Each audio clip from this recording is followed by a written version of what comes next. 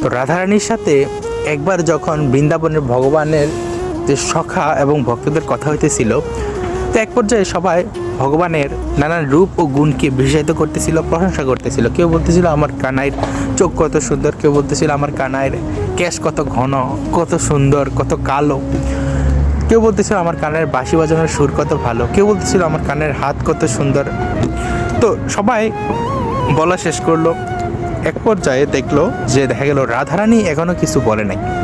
তখন সবাই জিজ্ঞেস করলো কী ব্যাপার রাধারানী, তুমি তো কিছুই বললে না, তুমি ভগবানের অন্তরঙ্গা শক্তি, তোমার কি ভগবানের কিছুই ভালো লাগে না? তখন রাধারানী বলে, আপনারা বুঝবেন যে ভগবানের শ্রীকৃষ্ণের প্রতি রাধারানীর কতটুকু নিবেদন, কত শ্রদ্ধা, কতটুকু প্রেম, কতটুকু প্রেম মাধুর্য, কতটুকু ভক্তি ছিল।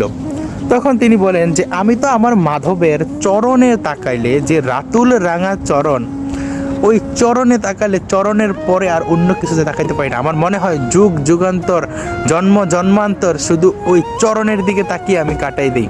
তোমরা তো অন্য কিছু দেখতে পাচ্ছ, তোমরা বড়ই সৌভাগ্যবান। পরম পুরুষোত্তম যিনি চিত্রাকর্ষক, যিনি চিত্তকে আকর্ষণ করেন, তার রাতুল রাঙার চরণ দেখার পরে আমার আর অন্য কিছু দেখার মতো সাধ্য হয় না। তিনি চিত্তাকর্ষক ভগবান শ্রীকৃষ্ণ।